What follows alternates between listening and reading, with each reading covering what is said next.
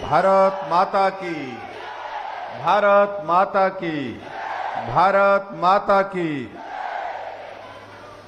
आज के इस बहुत ही जोश भरे कार्यक्रम में हमारे बीच में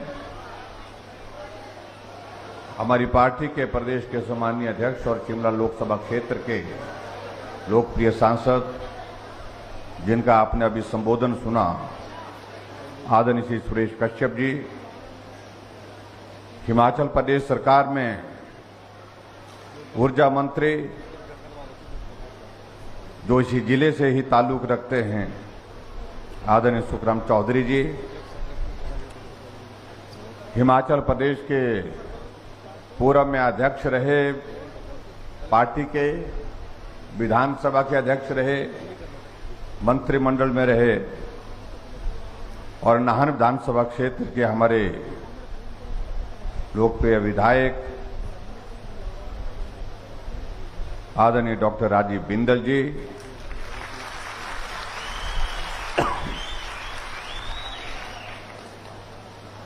हमारे बीच में जिला परिषद की अध्यक्षा सीमा जी, हमारे बीच में भाई बलबीर चौहान जी, भाई रूप सिंह जी,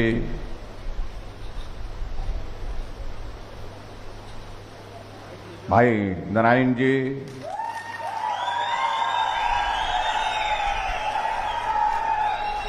एपीएमसी के हमारे रामेश्वर जी, पार्टी के हमारे वरिष्ठ नेता आदरणीय श्री सहीराम चौहान जी, जिला के अध्यक्ष विनय गुप्ता जी, मंडल के अध्यक्ष Sunil Sharma ji, deputy commissioner Sirmaur, SP Sirmaur, यहां उपस्थित सभी विभागों के वरिष्ठ अधिकारीगण और आज के इस कार्यक्रम में यहां पर उपस्थित सभी भाइयों बहनों, नौजवान साथियों और पत्रकार मित्रों,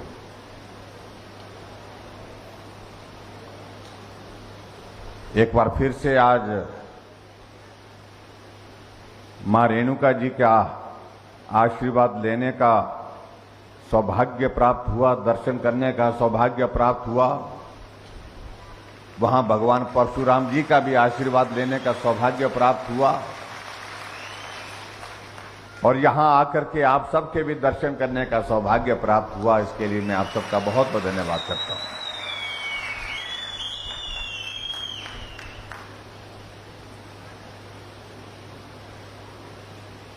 मां रेणुका जी का आशीर्वाद, भगवान परशुराम जी का आशीर्वाद हम सब पर बना रहे, ऐसी मैं कामना करता हूं, ऐसी मैं प्रार्थना करता हूं। मैं क्षमा चाहूंगा कि हमारे मंच पर वरिष्ठ नेता आदरणीय डॉक्टर राजीव बिंदल जी, जो हमारे चुनाव प्रबंधन समिति के भी चेयरमैन बनाए गए हैं,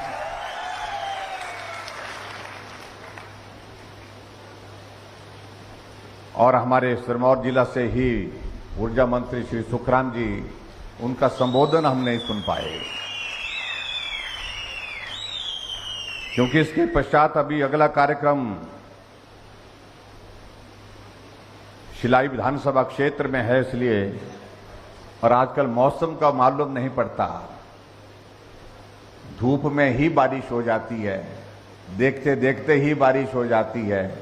तो ऐसे में मैं क्षमा चाहूंगा, समय की कमी के कारण ये सब संभव नहीं हो पाया। भाई और बहनों, जहां आज आपके इस विधानसभा क्षेत्र में आप सबका दर्शन करने का सौभाग्य प्राप्त हुआ और मुझसे पहले हमारे साथी आपके बीच में जिक्र कर रहे थे कि जहां देश अपने 75 वर्ष आजादी के उस यात्रा का जिक्र करते हुए अमृत महोत्सव बना रहा है, वहां हिमाचल प्रदेश का भी ये सौभाग्य, और हम सब लोग बहुत सौभाग्यशाली हैं कि हम उस अवसर को देख रहे हैं जब हिमाचल प्रदेश के गठन के भी 75 वर्ष पूरे हुए।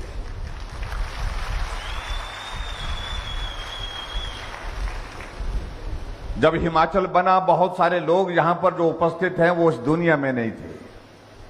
क्योंकि दुनिया में इसलिए नहीं थे क्योंकि हमारा आपका जन्म जो है उस दौर में हुआ ही नहीं था। लेकिन बहुत सारे कुछ वरिष्ठ लोग ऐसे भी होंगे जिन लोगों ने अपना वो भी दौर देखा है जब हिमाचल प्रदेश का गठन हुआ था।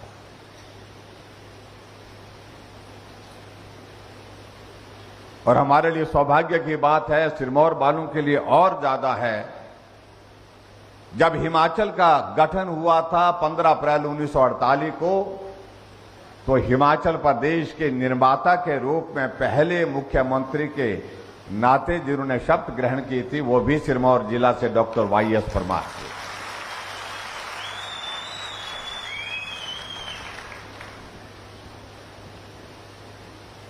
एक बहुत बड़ा योगदान रहा उनका।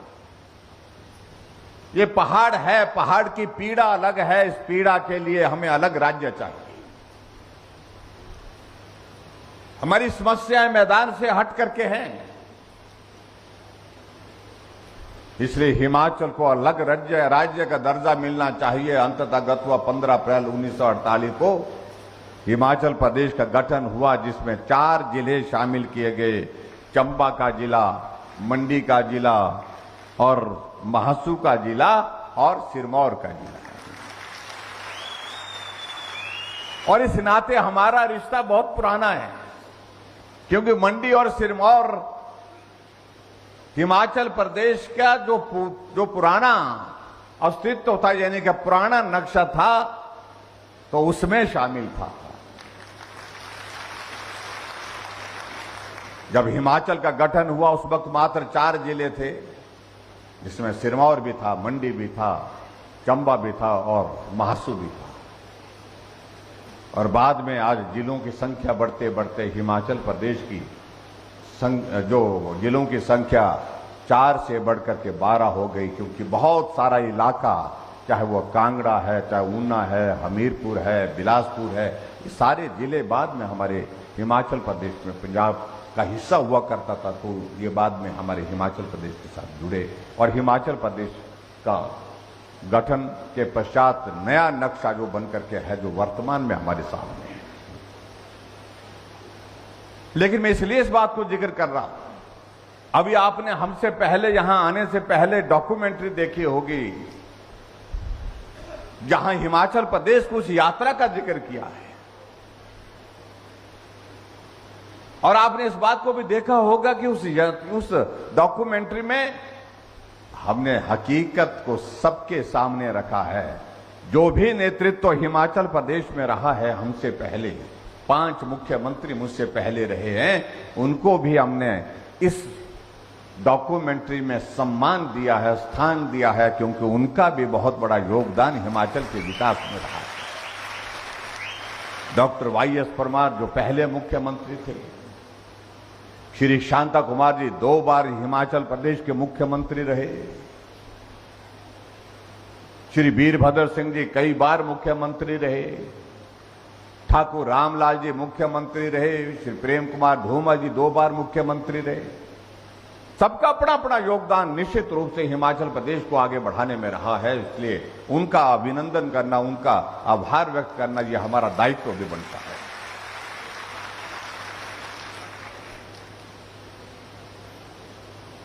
कई हमारे आजकल के मित्र पूछते हैं, विपक्ष के हमारे साथी, कि आजकल मुख्यमंत्री जो है वो बड़े बड़े कार्यक्रम कर रहे हैं, सरकारी कार्यक्रम कर रहे हैं, और सरकारी कार्यक्रमों में हिमाचल प्रदेश के 75 वर्ष का जश्न मना रहे हैं। हम जश्न नहीं मना रहे, हम हिमाचल प्रदेश की समस्त जनता के समक्ष एक बात को जरूर कहने के लिए निकले हैं कि नेताओं का अपना योगदान रहा हिमाचल को बनाने के लिए, हिमाचल को आगे बढ़ाने के लिए, लेकिन उसके बावजूद सबसे ज्यादा योगदान अगर रहा तो आप सब भाई बहनों का रहा, हिमाचल प्रदेश के मेहनतकश लोगों का रहा।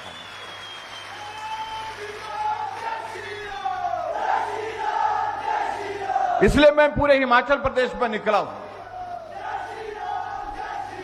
कि अगर हिमाचल प्रदेश की इस यात्रा में सबसे बड़ा योगदान है तो योगदान है हमारे हिमाचल प्रदेश के मजदूरों का, किसानों का, बागबानों का, डॉक्टर का, इंजीनियर का, जो भी हमारे सरकारी कर्मचारी हैं, सबका योगदान रहा है।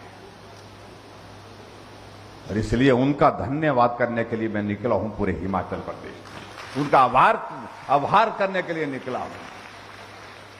मैं व्यक्तिगत रूप से मैं कह नहीं रहा हूं कि मैं श्रेय ले रहा हूं, मैं व्यक्तिगत रूप से श्रेय लेने की बात मैं अपने लिए कह रहा हूं, ना किसी दूसरे के लिए कह रहा हूं।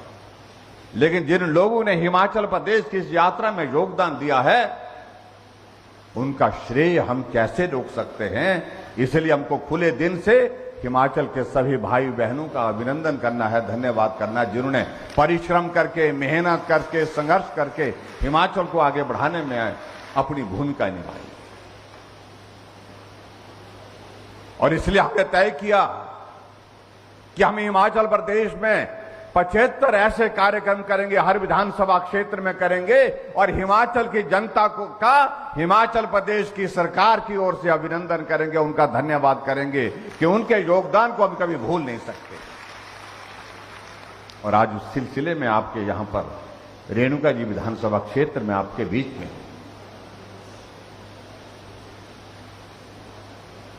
आप कल्पना करिए, जब हिमाचल प्रदेश बना था 1948 को 15 अप्रैल को 11 लाख की आबादी उस वक्त थी।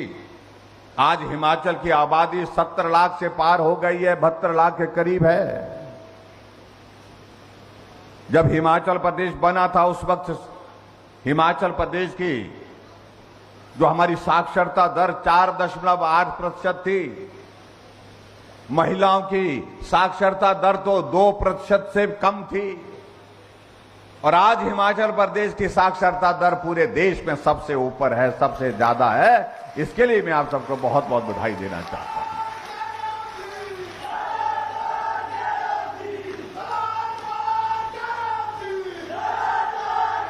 जब हिमाचल प्रदेश बना था उस वक्त हिमाचल की सड़कों की लंबाई 288 किलोमीटर थी, 288 किलोमीटर।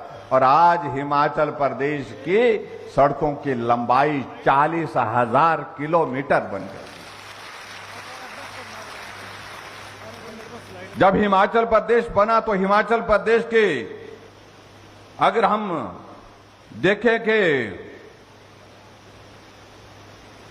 प्रति व्यक्ति अगर आय का, एक व्यक्ति की आय, औसतन आय कितनी थी? 240 रुपए थी। और आज हिमाचल प्रदेश में प्रति व्यक्ति आय 2 लाख से पार हो गई है। हिमाचल लगातार आगे बढ़ा। हम इस बात से सहमत हैं कि हिमाचल प्रदेश भौगोलिक परिस्थितियों की दृष्टि से पहाड़ी प्रदेश, कठिन काम करना था, मुश्किल काम करना था यहां पर, लेकिन उसके बावजूद हिमाचल उन पहाड़ों को चीरते हुए आगे बढ़ा है। अगर हम सड़कों का हम जिक्र कर रहे हैं कि आज 40,000 किलोमीटर हिमाचल प्रदेश में सड़कों का निर्माण हुआ है, तो मैं ये भी कहना चाहूंगा उसमें सबसे बड़ा योगदान किसी व्यक्ति का रहा, किसी नेता का रहा है। वो योगदान देश के हमारे पूर्व में प्रधानमंत्री रहे अटल बिहारी वाजपेयी जी का रहा। 40,000 किलोमीटर में से 20,000 किलोमीटर से ज्यादा सड़कें प्रधानमंत्री ग्राम सड़क योजना के माध्यम से बनी है, जिसका पैसा, जिस योजना को अटल बिहारी वाजपेयी जी ने प्रधानमंत्री थे उस वक्त शुरू किया था। और उस योजना के अंतर्गत आज हिमाचल प्रदेश के गांव-गांव को सड़कें बन करके पक्की हो गई। देखिए, हम चाहे कहीं भी पहुंचे, लेकिन जिन लोगों का योगदान रहा है उनको हमको नहीं भूलना चाहिए। और मुझे अच्छी तरह से याद है जब प्रधानमंत्री ग्राम सड़क योजना का जिक्र, इस योजना की शुरुआत करने की बात आई थी, तो हमारे उस वक्त के प्रधानमंत्री देश के अटल बिहारी वाजपेयी जी ने कहा था कि मैं पूरे देश में घूमता, लेकिन मुझे बहुत पीड़ा होती है जब मैं अपने पहाड़ों में लोगों को देखता हूं, उनका जीवन बहुत कठिन है।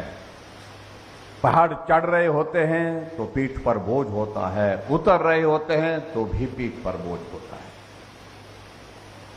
और मैं अच्छी तरह से समझता हूं कि प्रदेश की आर्थिक परिस्थिति ऐसी नहीं है कि वो सभी गांवों को सड़क बना सके।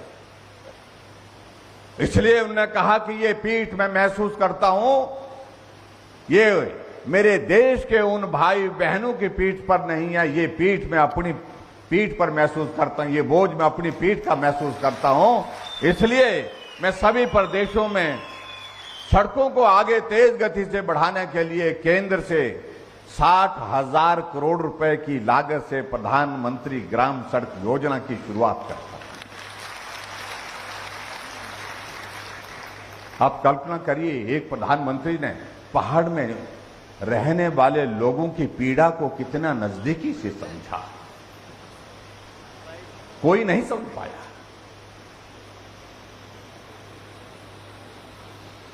और आज हमारे लिए खुशी की बात है, आज हम गांव में जाते हैं,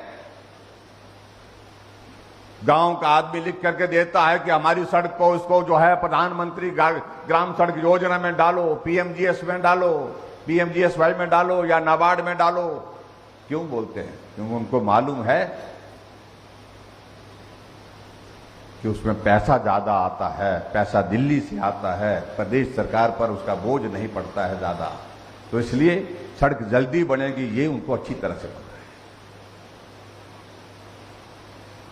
हम कई तरह की बातों का जिक्र कर सकते हैं।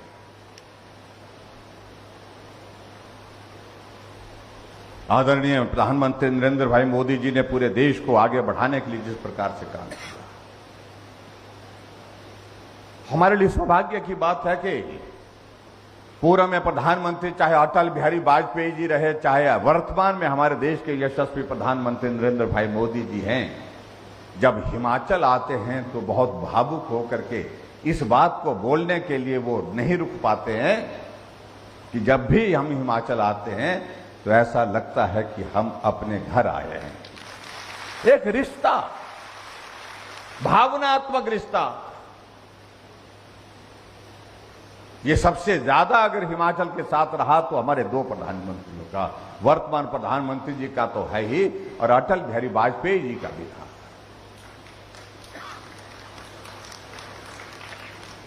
अभी प्रधानमंत्री जी हिमाचल प्रदेश में आए, मुझे इस बात की खुशी है कि हमारा 4.5 वर्ष का कार्यकाल पूरा हो रहा है। इन 4.5 वर्ष के कार्यकाल में 7 बार प्रधानमंत्री जी हिमाचल प्रदेश आए, 7 टाइम, 7 बार।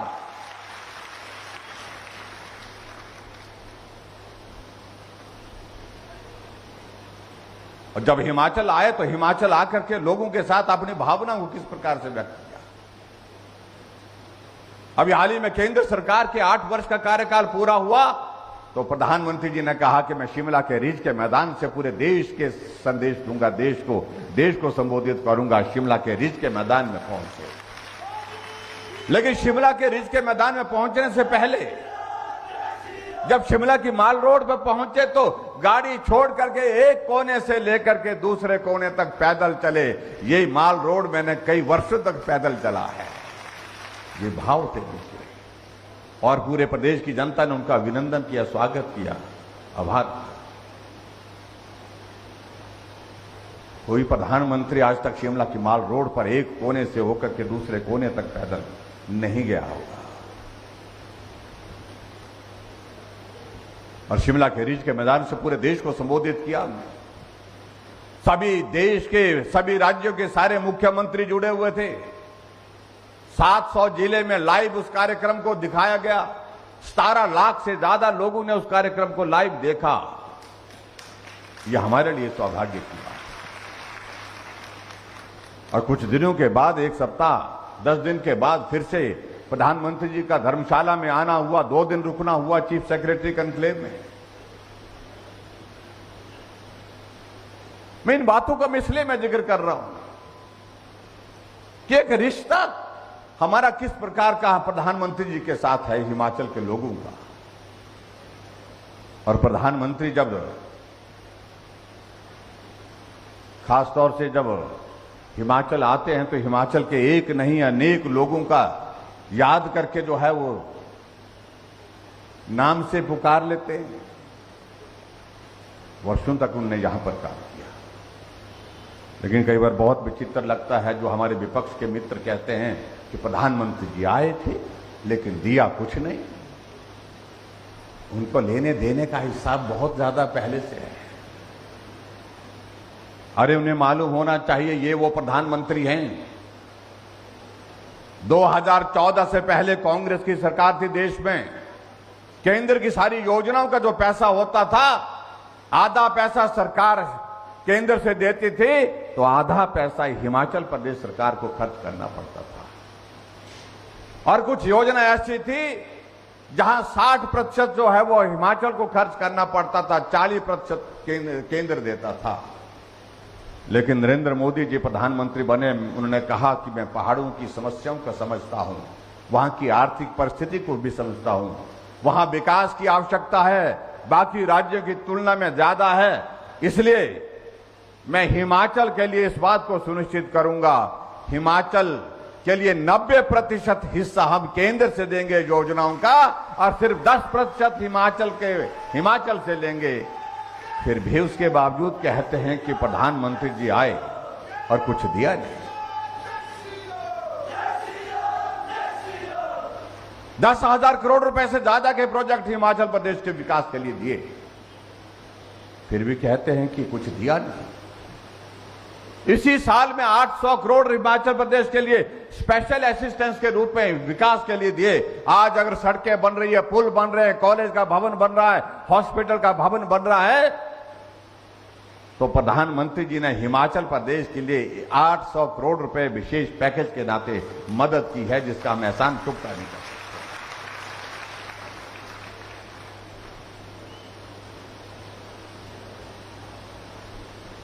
कोविड का संकट आया, जब ऐसा संकट था हमारे सामने, मालूम नहीं क्या होने वाला है। अब आज हमारे कई मित्र कांग्रेस के हमसे प्रश्न पूछते हैं कि ये नहीं हुआ, वो नहीं हुआ। इतना बड़ा संकट देश और दुनिया के सामने था, उसमें भी राजनीति करते रहे।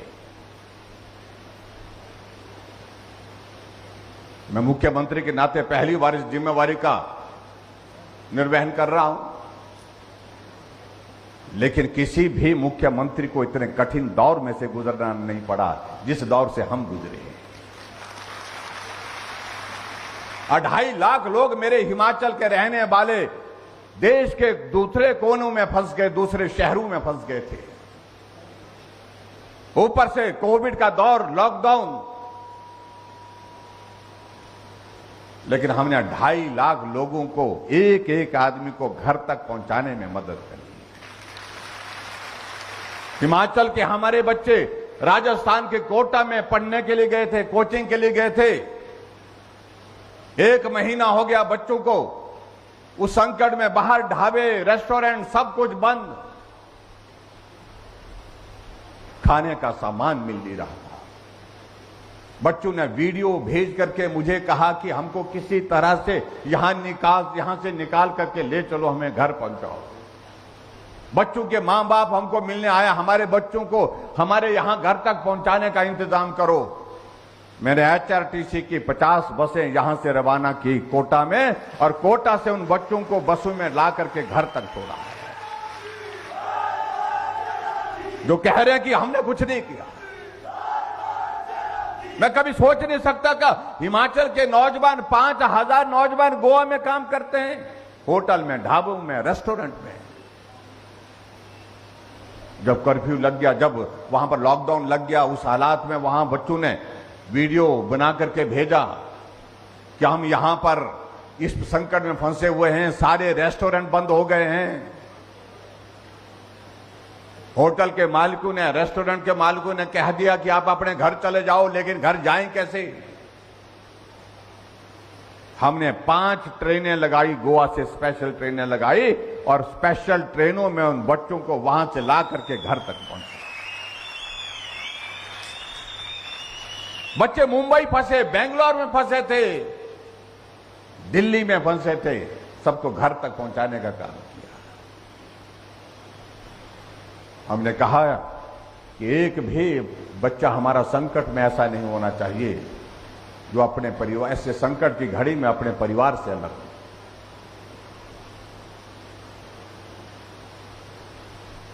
तरह की परिस्थिति थी, जिस परिस्थिति का सामना ना पूर्व के किसी मुख्यमंत्री ने किया, ना पूर्व की किसी सरकार ने किया।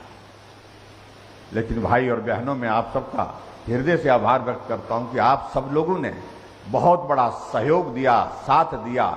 उसके लिए मैं आप सबका बहुत बहुत धन्यवाद करता हूं। इस बड़े संकट में आप लोगों ने धैर्य रखा। यह संकट हम सब पर है, हम सबको मिलकर के इसका सामना करना है, मिलकर के आगे बढ़ना है। इसलिए इस भाव के साथ आप लोगों ने सहयोग दिया। और देश के साइंटिस्ट, डॉक्टर ने सब ने कहा कि इस बीमारी का कोई इलाज नहीं है, अगर वैक्सीन बन सके तो उससे बच सकते हैं। प्रधानमंत्री नरेंद्र मोदी जी ने कहा कि ये वैक्सीन बनाइए। देश के साइंटिस्ट को कहा कि 135 करोड़ का ये भारत हम अपने देश के अंदर क्यों नहीं बना सकते। साइंटिस्ट ने कहा कि ये बहुत कठिन कार्य है। उन्होंने कहा कठिन कार्य करने के लिए आगे बढ़ो, जो मदद चाहिए मैं देने के लिए तैयार हूं। और देश के साइंटिस्ट ने रात दिन परिश्रम किया, वैक्सीन बना करके तैयार की। और वैक्सीन बना करके जब तैयार की, जब लगाने का दौर आया, जब प्रधानमंत्री ने पूरे देश को संबोधित करते हुए कहा कि भाई और बहनों, ये संकट, बहुत बड़ा संकट हमारे सामने है। हमारे साइंटिस्ट ने वैक्सीन बना करके तैयार कर दी है, उसकी टेस्टिंग की प्रोसेस भी कंप्लीट हो गई।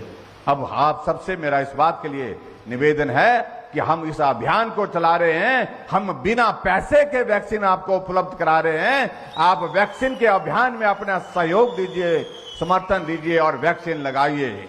तो हमारे मित्रों ने कहा कि हम तो नहीं लगाएंगे, ये तो मोदी वैक्सीन है, ये तो भाजपा वैक्सीन है। कई को कहा कि ये तो ऐसी वैक्सीन है, अभी मालूम नहीं क्या होगा, इसके साइड इफेक्ट होंगे, किसी की किडनी फेल हो सकती है, किसी को कुछ बीमारी हो सकती है, किसी को रिएक्शन हो सकता है और आने वाली जनरेशन बर्बाद होगी। कई तरह के तर्क देने लगे। यहां जीवन और मरण का संकट पड़ा हुआ हमारे सामने और हमारे विपक्ष के लोग इस प्रकार की भाषा का इस्तेमाल करते रहे कि इस वैक्सीन को मत लगाओ, क्योंकि ये मोदी जी की सरकार की बनाई हुई वैक्सीन है। इससे दुर्भाग्य कोई और हो नहीं सकता है। लेकिन मैं पूरे देश के भाई बहनों का भी अभिनंदन करता हूं और आप सबका तो बहुत ज्यादा।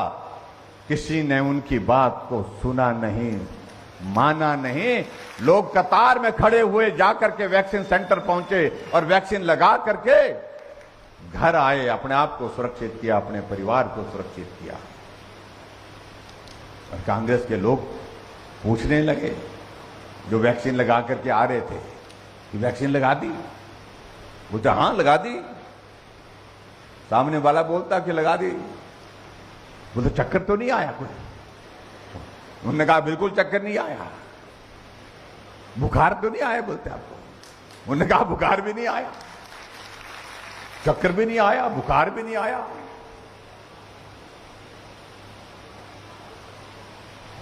तब उनको लगा ये सब लोग लगा रहे हैं, अब हम बच गए। फिर चुपचाप वैक्सीन सेंटर में निकल गए, मास्क पहन करके, फिर वैक्सीन लगा करके आ गए।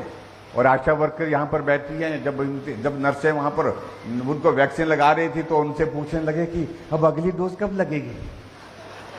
बेशर्मी की आपने तो हद कर दी उन लोगों ने। आप कल्पना करिए, इतने बड़े संकट में भी राजनीति करते रहे लोग, जब आदमी का जीवन संकट में पड़ा हुआ। इसे दुर्भाग्यपूर्ण हो नहीं सकती कुछ भी। उन सारी बातों को ज्यादा नहीं कहना चाह रहा हूं, लेकिन मैं आप सबका धन्यवाद करना चाहूंगा। जब वैक्सीन का अभियान चला तो पहली डोज में भी हिमाचल नंबर 1 पर रहा और दूसरी डोज में भी हिमाचल नंबर 1 पर रहा। उसके लिए मैं आप सबको बहुत बहुत धन्यवाद करता हूं। मैं सारे डॉक्टर, पैरामेडिकल स्टाफ, नर्सेज, आशा वर्कर, आंगनबाड़ी वर्कर, सबको, जो सफाई कर्मचारी जिन्होंने अपने जीवन को संकट में डाल करके भी काम किया, उनको मैं बहुत बहुत धन्यवाद करता हूं, उनका अभिनंदन करता हूं।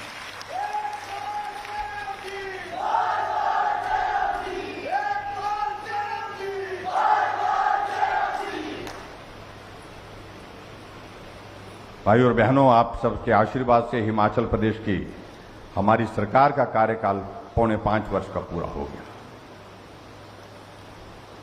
और मुझे इस बात की खुशी है कि हम मिलकर के चले, आगे बढ़े और आप सबका बहुत सहयोग मिला। उसके लिए मैं आपके एहसान को कभी भूल नहीं सकता। हमने हिमाचल प्रदेश के समग्र विकास के लिए प्रयत्न किया है। हर जगह विकास हो, हर जगह काम हो, हर जगह। और आपके इस विधानसभा क्षेत्र में भी हमने विकास की दृष्टि से, मुझसे पहले मेरे साथी कह रहे थे, कहीं कमी नहीं छोड़ी। भले ही विधायक मेरे दल का है चाहे ना है, लेकिन फिर भी हमने इस विधानसभा क्षेत्र में भी विकास के काम को कभी नहीं रोका। ज्यादा से ज्यादा मदद करने की कोशिश की। मैं दावे के साथ कह सकता हूं कि पूरा में जो सरकार रही उस सरकार से भी ज्यादा कार्य हमने इस विधानसभा क्षेत्र में किया। आपके यहां पर डिग्री कॉलेज की बात थी,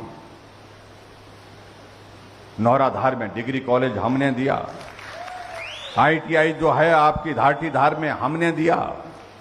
एक और आईटीआई आप लोगों ने कहा कि सैंधधार में चाहिए, सैंधधार में आईटीआई दिया। आपके इस विधानसभा क्षेत्र में बीडीओ ऑफिस की ददाहू में बड़े लंबे समय से मांग थी, वो बीडीओ का ऑफिस हमने यहां पर आपके दिया।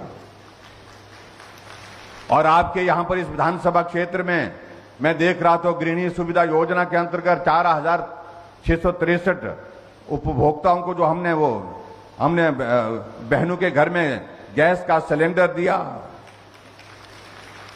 4,000 से ज्यादा यहां आपके इस विधानसभा क्षेत्र में जिनको हमने सामाजिक सुरक्षा पेंशन का लाभ दिया। और यहां इस विधानसभा क्षेत्र में अगर मैं सड़कों की बात कहूं, हमने लगभग 225 करोड़ रुपए इस विधानसभा क्षेत्र में सड़कों के निर्माण में अभी तक खर्च किए। और मैं इसके दावे के साथ कह सकता हूं, ये राशि शायद ही आज से पहले पीडब्ल्यू डिपार्टमेंट के माध्यम से इस विधानसभा क्षेत्र में खर्च हुई होगी। इसलिए बहुत सारी बातों का हम जिक्र कर सकते हैं, तो बहुत सारा समय लगेगा। लेकिन आप कल्पना करिए, जब हिमाचल प्रदेश अस्तित्व में आया उस वक्त की परिस्थितियां क्या थी। यहां सामने जो प्रदर्शनी लगी है, मेरा आप सबसे निवेदन है कि जो प्रदर्शनी देखने के लिए आप जरूर जाएं। 75 वर्ष पहले हम कहां थे, ये हमको जानना बहुत जरूरी है। इसलिए जानना जरूरी है, ये देखना जरूरी है, क्योंकि हमने उस वक्त जन्म नहीं लिया था। मैं चंबा गया, जहां से हमने इस कार्यक्रम की शुरुआत की। हमने वहां पर देखा पांगी की नदी, पांगी घाटी की एक नदी को पार करने के लिए उस वक्त के लोगों का एक फोटो था लगा हुआ प्रदर्शनी में, जहां घास की रस्सी बना करके पुल बना गया था और लोग उस घास की रस्सी से बनाए हुए पुल के ऊपर से आर पार हो रहे थे। रावी नदी को पार करने के लिए भैंस की खाल में हवा भर के उसको फुलाया जाता था और उसको पकड़ करके रावी नदी को पार करते हुए जो है लोगों को दिखाया गया था। और यहां की वहां की बात नहीं, ये स्थिति यहां पर भी थी और यहां पर भी इस प्रकार के। और आप कल्पना करो उस नदी के बहाव में कितने लोग जिनके हाथ से वो भैंस की खाल छूट गई, समाहित हो गए। अनगिनत लोग ऐसे जिनका जीवन चला गया, रास्ता कोई और था नहीं जाने का, आने का। तो इसलिए कितना कठिन जीवन रहा होगा आप कल्पना कर सकते हैं।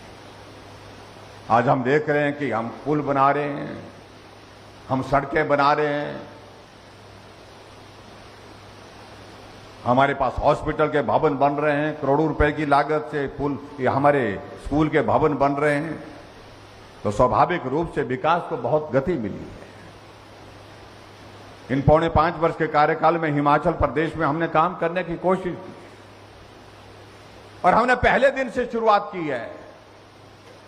हम कई बार बीच में जिक्र करते, हमारे साथी भी जिक्र करते, यहां भी नारा लगा रहे थे कि सरकार नहीं रिवाज बदलेंगे। इस बात का हम जिक्र कर रहे हैं तो हमारी परेशानी हो रही है हमारे मित्रों को कि रिवाज बदलने की बात क्या कह रहे हैं। हम और रिवाज को बदलने की बात नहीं कह रहे हैं। हम तो आज रिवाज बदलने की बात नहीं कह रहे हैं, हम पहले दिन से ही हिमाचल प्रदेश में रिवाज बदलने के साथ शुरुआत किए हैं। क्योंकि हिमाचल प्रदेश की पहली कैबिनेट में जो निर्णय लिए जाते थे सरकार बदलने के बाद, वो निर्णय ये लिए जाते थे पूर्व सरकार के इन योजनाओं को रद्द किया जाता है, इन योजनाओं को बंद कर दिया जाता है, ये किया जाता था। पूर्व सरकार के नेताओं के ऊपर मामले दर्ज करने की बात होती थी।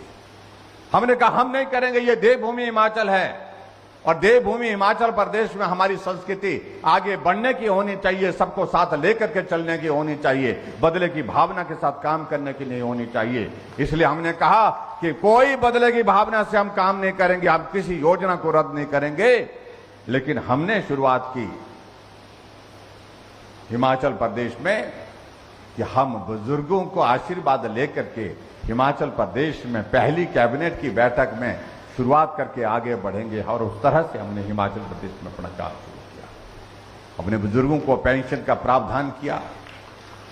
वो हमसे पूछते हैं कि ये तो हम देते थे। अरे तुम 4 लाख लोगों को पेंशन हिमाचल प्रदेश में देते थे, हम 7.5 लाख लोगों को हिमाचल प्रदेश में पेंशन दे रहे हैं।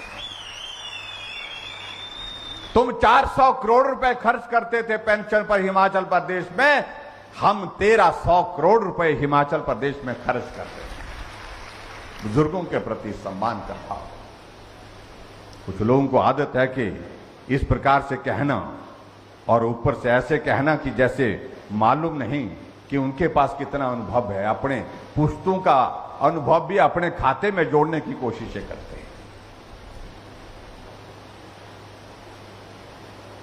हमने रिवाज बदलने की बात कही तो एक नेता इनके भाषण देने के लिए खड़े हो गए। कहा कि हिमाचल प्रदेश में हर 5 वर्ष के बाद सरकार बनती है, बड़े बड़े नेता नहीं इस काम को कर सके, राजा साहब नहीं कर सके, जयराम तो किस खेत की मूली है। मैंने कहा भाई हम मूली भी नहीं है, हम तो बहुत छोटे आदमी हैं। ये देवभूमि की संस्कृति नहीं है, ये हिमाचल प्रदेश की संस्कृति नहीं है। ये संस्कृति उस परिवार की है जो परिवार राजा के रूप में ही अपने आप को देखते हैं, राजा के रूप में ही अपने आप को दिखाना चाहते हैं। मेरा पूरा में रहे वीरभद्र सिंह जी के प्रति पूरा सम्मान है। मैं कभी भी जिंदगी में उनके खिलाफ नहीं बोला।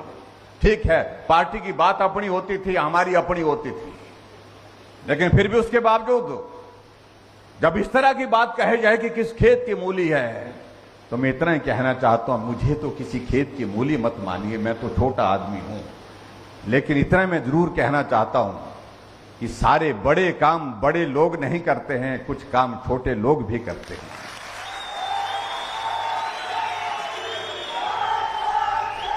इस तरह का भाव कि दूसरे आदमी को आदमी भी नहीं समझना, ये संस्कृति, ये संस्कार इस देवभूमि हिमाचल प्रदेश का नहीं हो सकता है।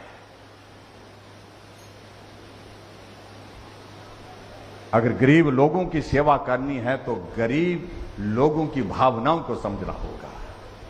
और मैं ये कहता हूं, मैं बड़ा आदमी नहीं, मुझे इस बात को लेकर के फक्र है, लेकिन मैंने गरीबी को करीब से समझा है, उसको झेला है, उसको देखा है, इसलिए गरीब का दर्द क्या होता है इस बात को मैं अच्छी तरह से समझ सकता हूं।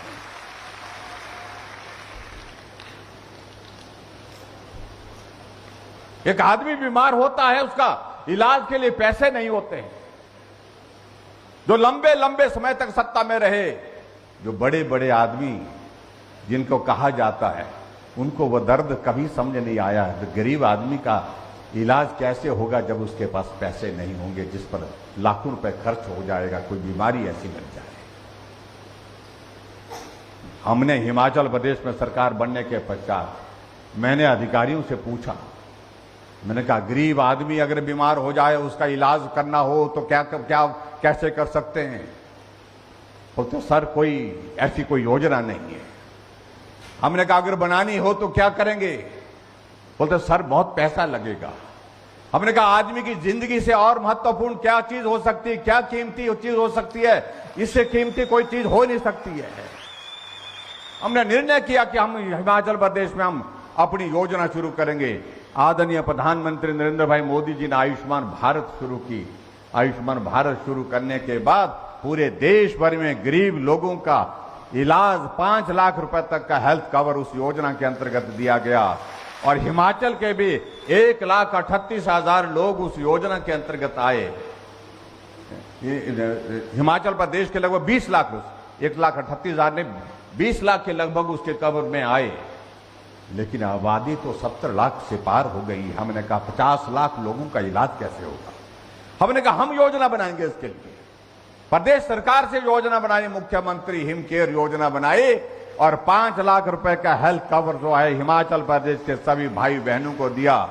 और आज कोई आदमी, अगर गरीब आदमी बीमार हो जाता है, उसकी जेब में अगर पैसे नहीं होते हैं तो हिम केयर का कार्ड ढूंढ करके वो जेब में डाल करके अपने इलाज करने के लिए जाता है। बड़े बड़े लोग जो बार बार रहे, कई बार रहे, वो इस काम को नहीं कर पाए क्योंकि उनको मालूम नहीं होता था कि गरीब आदमी अगर बीमार हो जाए तो उनका इलाज करने के लिए उनके पास पैसे न हो तो क्या क्या परिस्थिति उनके सामने। इसलिए कई बार छोटा बनना बहुत आवश्यक है, छोटा होना बहुत लाभदायक होता है। और मैं इस बात के लिए अपने आप को सौभाग्यशाली मानता हूं, छोटा होकर के छोटे लोगों के, गरीब लोगों की पीड़ा को मैं समझ सकता हूं।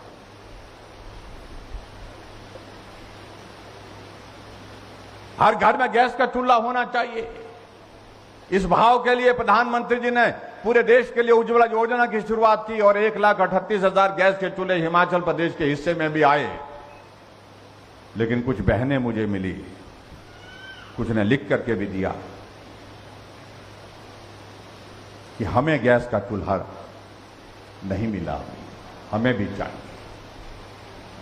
जब मैंने अधिकारियों से पता किया कि क्यों नहीं मिला तो मालूम पड़ा कि जिस योजना के अंतर्गत, जो उज्ज्वला योजना के अंतर्गत जो है 2011 की जो जनगणना, उस सेंसस के आधार पर जो परिवार उसमें आए उनको तो मिला, लेकिन बाकी परिवार रह गए। हमने कहा अगर सबको देना है, गरीब आदमी को अगर सबको देना हो तो क्या करना पड़ेगा? बोलते सर बहुत पैसा लगेगा। हमने कहा जितना भी पैसा लगेगा, लेकिन मेरा हिमाचल का कोई परिवार ऐसा नहीं रहनी, कोई बहन, कोई मां ऐसी नहीं रहनी चाहिए जिसमें घर में गैस का चूल्हा ना हो। हमने शुरुआत की हिमाचल प्रदेश में गृहिणी सुविधा योजना की शुरुआत की। 3,34,000 गैस के चूल्हे घर घर में पहुंचाए, हर घर में पहुंचाए और पूरे देश में हिमाचल पहला राज्य बना जहां हर घर में गैस का चूल्हा पहुंचाया। जो लोग बड़े थे वो नहीं समझ पाए कि गरीब के घर में भी गैस का चूल्हा होना चाहिए। इस बात को समझ सकता था तो गरीब आदमी समझ सकता था, छोटा आदमी समझ सकता था। इसलिए मुझे समझाने के लिए वक्त नहीं लगा, मैं अपने आप ही समझ गया कि गरीब आदमी की परिस्थिति इस प्रकार की होती है, उसके लिए ये काम करना है और करके छोड़ना है। और हमने करके दिखाया, ये मैं कहना चाह रहा हूं, ये अंतर है सोच। हमने हिमाचल प्रदेश के ऐसे बीमार लोग, जिनको ऐसी बीमारी लग गई जो अपना काम नहीं कर सकते हैं, ऐसी बीमारी लग गई, किसी को ब्रेन हेमरेज हो गया, पैरालिसिस हो गया, एक्सीडेंट हो गया, किडनी फेल हो गई, कैंसर हो गया, जिंदा तो हैं लेकिन बिस्तर पर पड़े। हमने कहा सारे के सारे ऐसे परिवारों का रजिस्ट्रेशन किया जाए और जो भी परिवार, जो भी व्यक्ति इस तरह का है, उसको हम सहारा योजना के अंतर्गत लाएंगे। हमने सहारा योजना शुरू की, हर महीने 3,000 रुपए 20,000 लोगों के खाते में हम डाल करके उनकी मदद कर रहे हैं। ये वही व्यक्ति समझ सकता है जो छोटा है, जो छोटा होकर के उन आदमी के करीब जाकर के समझ सकता है। हमने गरीब के करीब रह करके काम करने की कोशिश की है। एक बेटी जो बीपीएल परिवार की है, जब उसकी शादी की बात आती है, मां बाप की भी भावनाएं होती है, वो भी चाहते हैं कि बेटी बड़ी हो गई, दूसरे घर में बसनी चाहिए, जानी चाहिए, इसका भविष्य वहां होगा। लेकिन भावनाओं को अपने दिल में समेट करके, क्योंकि उसकी विदाई का समारोह करने की स्थिति में भी नहीं हो पाते हैं गरीब होने के कारण। हमने कहा ऐसे गरीब परिवार की बेटियों के लिए मदद करने का रास्ता क्या हो सकता है, थोड़ा, ज्यादा नहीं तो थोड़ा करेंगे।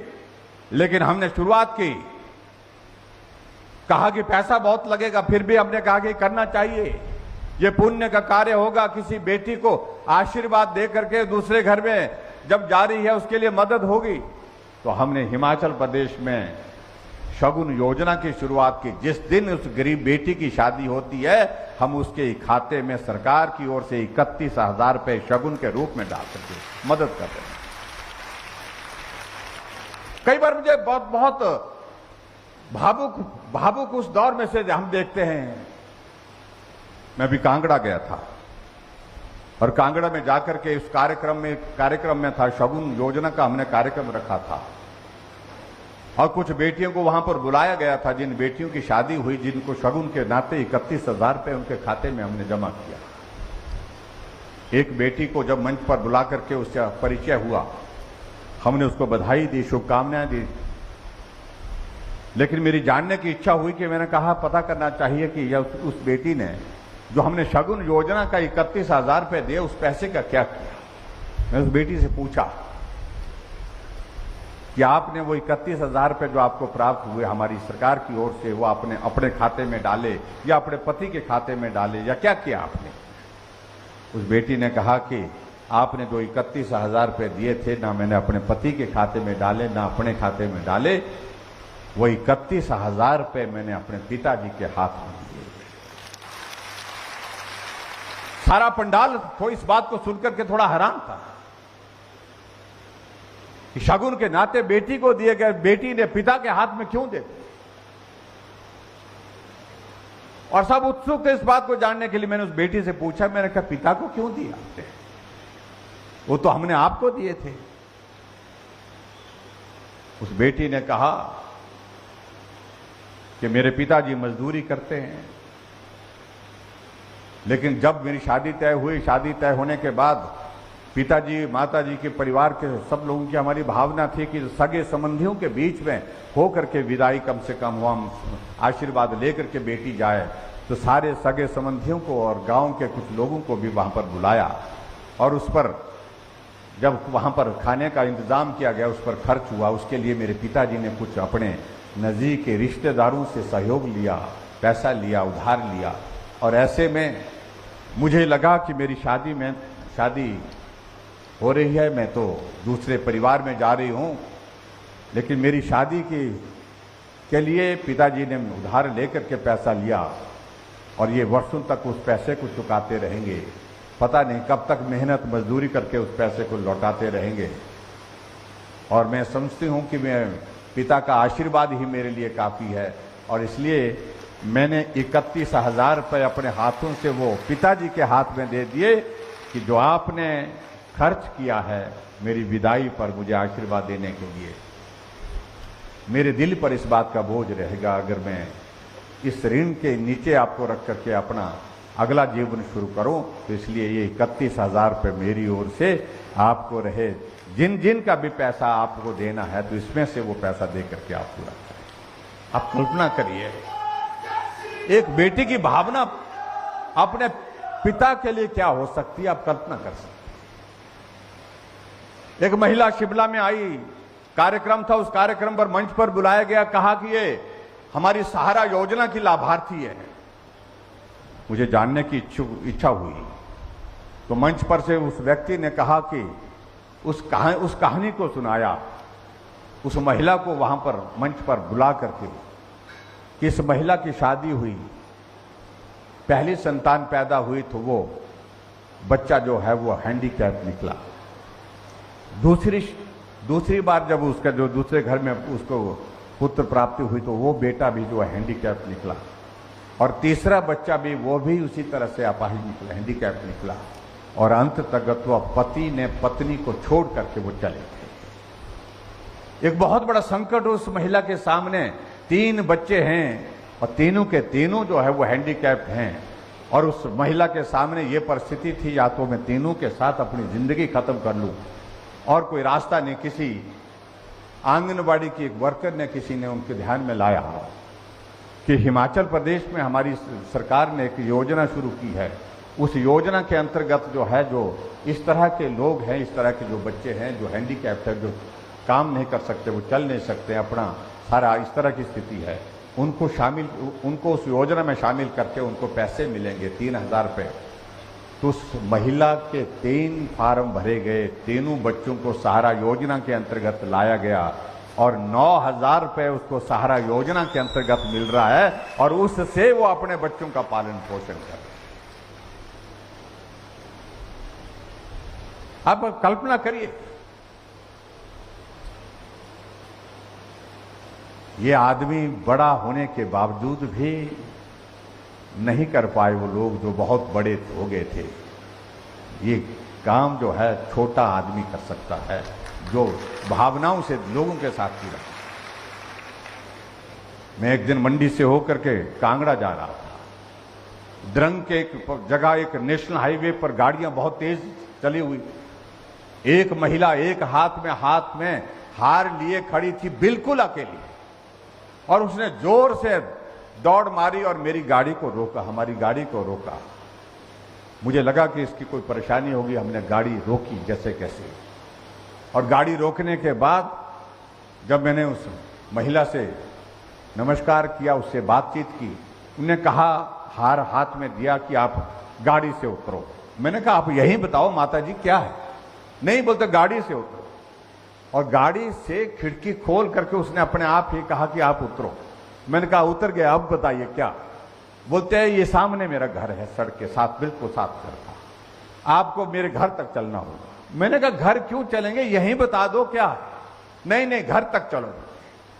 वो मुझे हाथ से पकड़ करके घर तक ले गई। मैं घर गया तो देखा बिस्तर पर एक नौजवान बच्चा पड़ा हुआ है, कोमा में 21 साल से एक्सीडेंट हुआ था, 21 वर्षों से कोमा में है। उसके शरीर की सारी स्थिति ऐसी थी, बेड सोल हो गए थे, टांगे बिल्कुल हड्डी की, बाजू बिल्कुल हड्डी की तरह सी रह गई। और उसने कहा कि ये मेरा बेटा है, 21 साल पहले इसका एक्सीडेंट हुआ था, तब से ये अचेत पड़ा हुआ है, जिंदा है, लेकिन उसके बावजूद बिस्तर पर पड़ा हुआ है। मैंने और मेरे पति ने जितनी सेवा कर सकते थे वो हमने करने की कोशिश की। अब मेरे पति रहे नहीं, उस दुनिया से चले गए। मेरे दूसरे बच्चे थे, वो अब आते जाते नहीं, घर में ही नहीं आते जाते। इस बच्चे के लिए कुछ मदद करिए। मैं मां होने के नाते मैं हर रोज इस बच्चे को देखती हूं, दूध पिलाती हूं, नली लगी हुई थी और नली से ही वो दूध पिलाती थी और इसके सिवाय जूस पिलाती थी, और इसके सिवाय और कोई चीज वो खाने की स्थिति में नहीं था, न बात करने की स्थिति में था। तो मैंने उसी वक्त उनके लिए पैसा सैंक्शन किया। 1 लाख रुपए सैंक्शन करने के बाद डॉक्टर्स की टीम भेजी पूरी ड्रेसिंग करने के लिए, और उसके बाद सहारा योजना के अंतर्गत उसको कवर करने के लिए मैंने कहा कि 3,000 रुपए की योजना इसको हर महीने के लिए मदद करिए। आप कल्पना करो कि ऐसे भी परिवार हैं। हमने गरीब के लिए मदद करने के रास्ते तलाशे। जो साधन संपन्न है वो अपना रास्ता खुद तलाश लेंगे।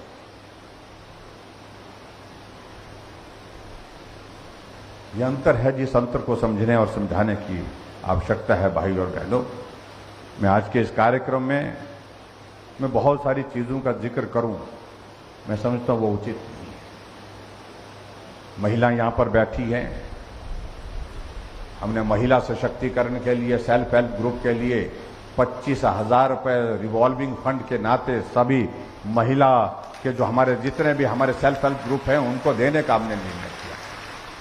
अगर सेल्फ हेल्प ग्रुप अगर लोन लेना चाहते हैं अपने कामकाज के लिए तो लोन पहले 7% पर मिलता था, हमने वो 4% पर जो है ब्याज उसका तय किया है। और आने जाने के लिए हमने कहा कि महिलाएं अब घर के अंदर नहीं घर के बाहर भी जाती हैं, इसलिए हमने महिलाओं के लिए हमने तय किया कि महिलाएं हमारी आबादी का आधा हिस्सा है और इसलिए बसों में आने जाने का किराया भी आधा लिया जाएगा, ये भी हमने तय किया। और इस पे तो मेरा पुरुषों से भी निवेदन है कि आप भी ताली बजाओ, क्योंकि आपको भी लाभ मिला इसमें, क्योंकि बटुआ तो आपका ही खुलता है। कई पुरुषों ने तो बड़ा ऐतराज किया कि महिलाओं के लिए आपने ये कर दिया, हमारे लिए आपने कुछ नहीं किया। और ऐसे में कुछ लोगों ने नाराजगी जाहिर की। हमने कहा भाई आप लोगों को बीच में लाभ हुआ, बोलते हमको कैसे लाभ हुआ। मैंने कहा महिला जब जाती है आती है तो बटुआ तो आपका ही खुलता होगा मेरे ख्याल से। बोलता हाँ वो तो है। तो मैंने कहा कितना खुलता, आधा खुलेगा वो। बोलता हाँ वो तो है। तो मैंने कहा इसलिए ताली बजाओ भाई सारे लोग। जब हमने महिलाओं के लिए यह निर्णय किया तो कहने लगे मुफ्त खोर बना दिया। बोलता उनको अरे मुफ्त खोर नहीं बनाया, उनको हमने सशक्त करने के लिए निर्णय लिया है ताकि हमारी माताएं बहनें घर से बाहर जा सकें, काम कर सकें। जिनके पास पैसा कम होता था वो भी काम के लिए घर से बाहर निकल करके अपने परिवार के लिए जो है वो भरण पोषण के लिए इंतजाम कर सके। ये भाव हमारा रहा है। और हिमाचल प्रदेश में एक और निर्णय लिया। हमने कहा हिमाचल प्रदेश में पानी जो है, पानी पिलाना तो पुण्य होता है, पुण्य का काम होता है। हम किराया लेते थे नलके का। हमने तय किया कि ग्रामीण क्षेत्रों में जितने भी नलके लगे हैं हम कोई किराया नहीं लेंगे। हमने बिना पैसे के हर घर में नल लगा दिया, हर घर में नल से शुद्ध जल जा रहा है। और आगे बढ़कर के हमने और निर्णय लिया कि हिमाचल ऊर्जा राज्य के रूप में जाना जाता है। और ऊर्जा राज्य के रूप में जब जाना जाता है हम बिजली पंजाब को, हरियाणा को, दिल्ली को, राजस्थान को, नेशनल ग्रिड को हम बेचते हैं। क्यों ना हम हिमाचल प्रदेश के उन जो गरीब लोग हैं, गरीब से थोड़ा ऊपर हैं, थोड़ा मध्यम वर्ग में वो ऐसे लोग हैं, उनके लिए क्यों मदद ना करें। हमने तय किया कि 125 यूनिट तक हम कोई किराया नहीं लेंगे, कोई बिल नहीं लेंगे। आप लोगों ने देखा होगा कि पिछले 2 महीने से लट्टू तो जल रहा है लेकिन किराया नहीं आ रहा है, जीरो किराया है, जीरो बिल आ रहा है।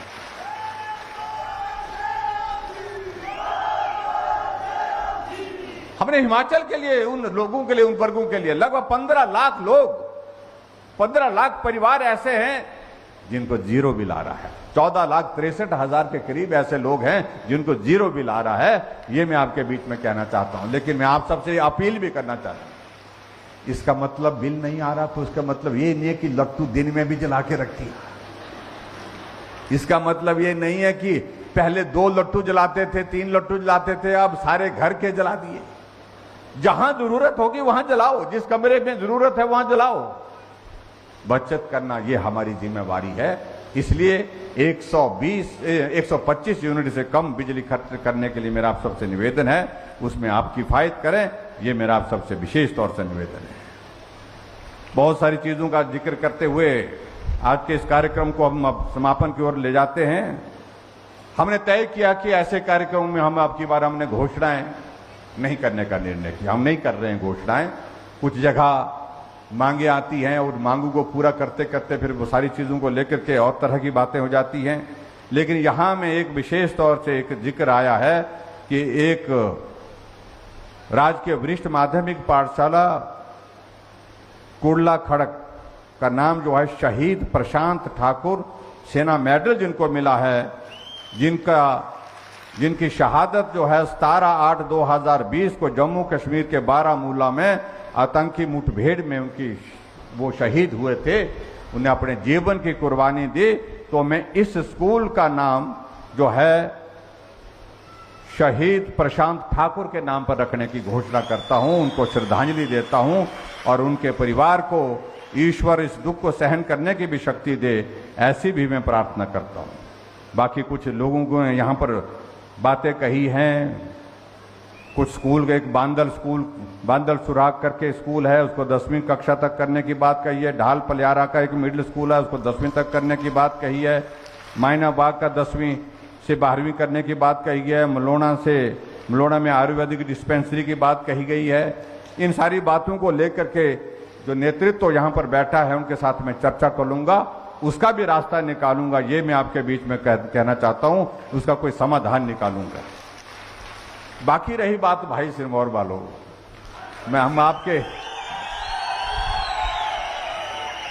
मेरे को आपने मामा बना दिया है।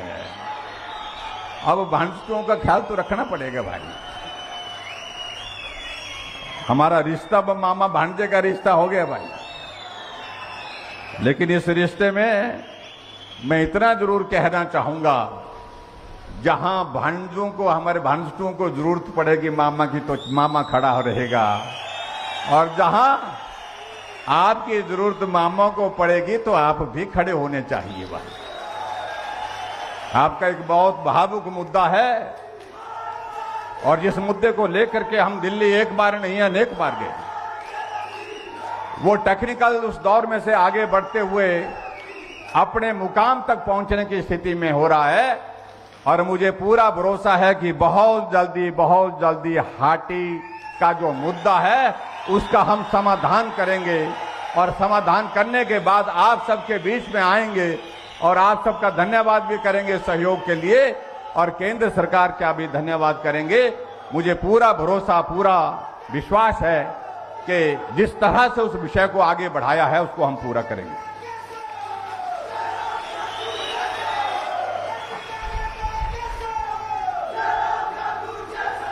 और मैं ये भी कहना चाह रहा हूं कि कुछ बातों को लेकर के उसमें बड़ी टेक्निकल चीजों में उलझाने की बातें आ रही हैं।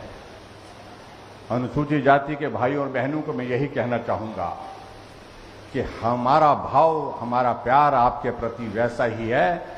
आपकी भावनाओं को ठेस नहीं पहुंचने देंगे। आपकी मांगों को लेकर के जो मुद्दे हैं उनको भी यथावत रखने का जो है हमारा उसमें प्रण है कि उसी तरह से आपके हक हकूक यानी कि आपके अधिकार उसी रूप में कायम रहें। इस बात को भी हम सुनिश्चित करने की पूरी कोशिश कर रहे हैं, ताकि आपकी भावनाओं को के अनुरूप हम सब मिलकर के आगे चल सके, मिलकर के साथ काम कर सकें। यही मुझे आप सबके बीच में कहना है। आज के इस कार्यक्रम में आप सब बड़ी संख्या में यहाँ पर आए, बड़े जोश के साथ और जुनून के साथ यहाँ पर पहुंचे।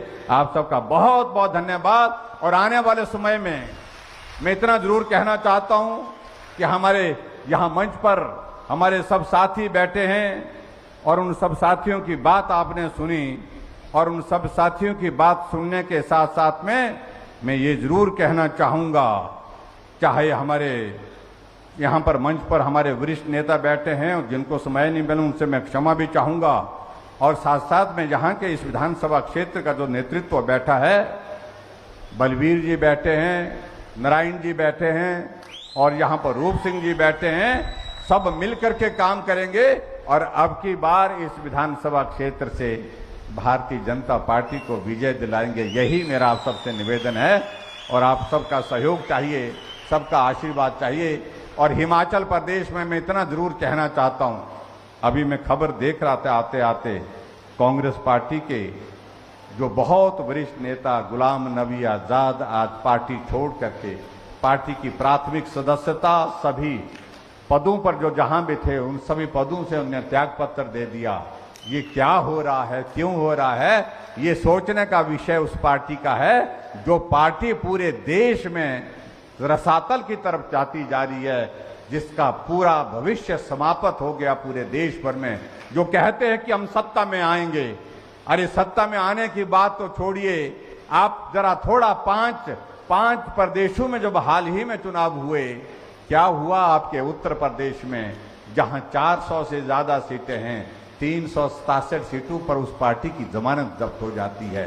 परिणाम निकलता है तो 400 में से 2 सीटें आती हैं। यहां उत्तराखंड में फिर भाजपा की सरकार बन गई, तो ठीक बोल रहे हैं हम कि रिवाज बदल गया, पूरे देश भर में रिवाज बदल गया।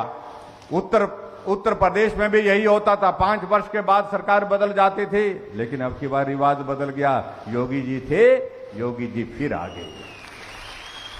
और उसी तरह से उत्तराखंड में हर 5 वर्ष के बाद सरकार बदल जाती थी। जब से उत्तराखंड बना है, अब की बार रिवाज बदला, धामी जी थे, धामी जी फिर सत्ता में आ गए। गोवा में हमारे सावंत जी थे, फिर सावंत जी आ गए।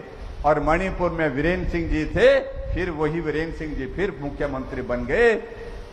और इसलिए हिमाचल प्रदेश की जहां तक बात आई है, तो पूरे देश में जब रिवाज बदल गया है, तो अब की बार हिमाचल प्रदेश में भी बदलेंगे।